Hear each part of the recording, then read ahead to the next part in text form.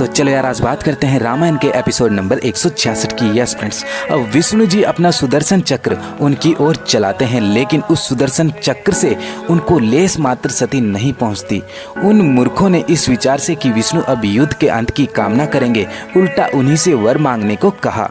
तो विष्णु जी कहते हैं कि सृष्टि के कल्याण के लिए हम तुमसे तुम्हारी मृत्यु का मार्ग जानना चाहते हैं, अपने मरण का उपाय बताकर अपना वरदान पूरा करो। तो वो कहते हैं हम मरेंगे तो तुम्हारी जांघ पर। तो विष्णु जी ने ऐसी लीला रची, अपनी जंघा ऊपर नीचे सभी लोकों में व्यापित करके बढ़ा दी। मधु केटव जांघों में फंस गए और विष्णु ने उनकी गदा से दोनों का अंत कर दिया।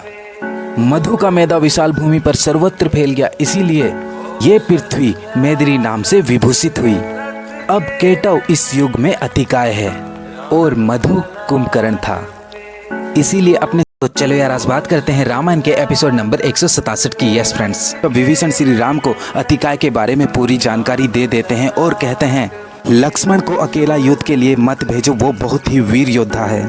तो श्री राम कहते हैं कि अभी तुम लक्ष्मण के वास्तविक रूप और उसकी शक्ति के बारे में कुछ अच्छे से नहीं जानते। अगर ब्रह्मा विष्णु महेश कोई भी लक्ष्मण को युद्ध के लिए ललकारे तो लक्ष्मण पीछे नहीं हटेंगे। तो विभीषण कहते हैं कि मैं आपको भ्रमित नहीं करना चाहता, लेकिन वो बहुत शक्तिशाली है। तो राम कहते हैं तुम चिंता मत करो। लक्ष्मण श्री राम से कहते हैं कि भाई मुझको आशीर्वाद दीजिए, मुझसे 1 मिनट का भी इंतजार नहीं हो रहा है। तो अब लक्ष्मण रणभूमि में चले जाते हैं, लेकिन दारुक उनको रोक कर कहता है कि पहले 2-2 हाथ मुझसे हो जाएं। तो लक्ष्मण अपने शक्तिशाली बाण से उसकी गर्दन को हैं और उसका वध कर दिया जाता है, जो कि ये सब अतिकाय भी देख लेता है। तो उसके बाद क्या? तो चलो यार आज बात करते हैं रामायण के एपिसोड नंबर 168 की। यस फ्रेंड्स, अब जब लक्ष्मण दारुक का वध कर देते हैं, उसके बाद ये सब अतिकाय देख लेता है और अतिकाय कहता है कि लक्ष्मण तुम इन सब से क्या लड़ रहे हो, अगर लड़ना है तो मुझसे लड़ो। मैं आज अपने पिताश्री से वचन देकर आया हूँ कि आज मैं लक्ष्मण का वध अवश्य करूंगा, इस तरह कि तुम्हारे भाई राम ने मेरे भाई कुंभकर्ण का वध किया था। लक्ष्मण कहते हैं कि मैं तो तुम्ही से लड़ने आया था, लेकिन दारुक को शायद अपनी जान प्यारी नहीं थी, इसलिए वो मुझसे युद्ध करने आ गया। तो उसके बाद लक्ष्मण और अतिकाय में बहुत जोरदार युद्ध चलता है, इसमें कि लक्ष्मण के बाण ही सर्वप्रथम आ रहे थे।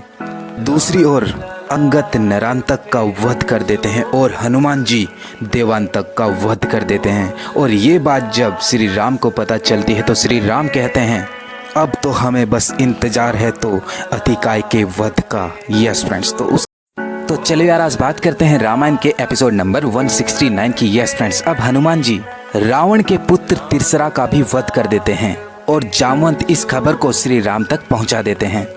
और उसके कुछ देर बाद ही श्री राम तक ये खबर भी पहुंच जाती है कि महावीर सुग्रीव ने सेनापति अकंपन को एक गदा मारकर ही सदा के लिए सुला दिया है और अंगद ने महाबली निकुंभ को धाराशाही कर दिया है, यानी कि वध कर दिया है। लक्ष्मण और अतिकाय के इस युद्ध में अब लक्ष्मण का बाण बार विलुप्त हो रहा था। उसके बाद हनुमान जी लक्ष्मण से कहते हैं कि ये बराबर का युद्ध नहीं है, आप मेरे कंधों पर बैठो और मैं आपको आकाश पर लेकर चलता हूँ। बाद हनुमान जी लक्ष्मण को अपने कंधों पर बिठाकर आकाश की ओर चलते हैं और वहां से लक्ष्मण और अतिकाय के बीच बाणों की बरसात होती। तो चलो यार आज बात करते हैं रामायण के एपिसोड नंबर 170 की। यस फ्रेंड्स, अब जब लक्ष्मण के बाणों का अतिकाय पर कुछ प्रभाव नहीं पड़ रहा था तो उसको ऊपर से सभी देवगण देख रहे थे। तो हनुमान के पिता पवन देव वहां पर आकर लक्ष्मण से कहते हैं कि ये ऐसे नहीं मारा जा सकता, इस पर ब्रह्मास्त्र चलाओ।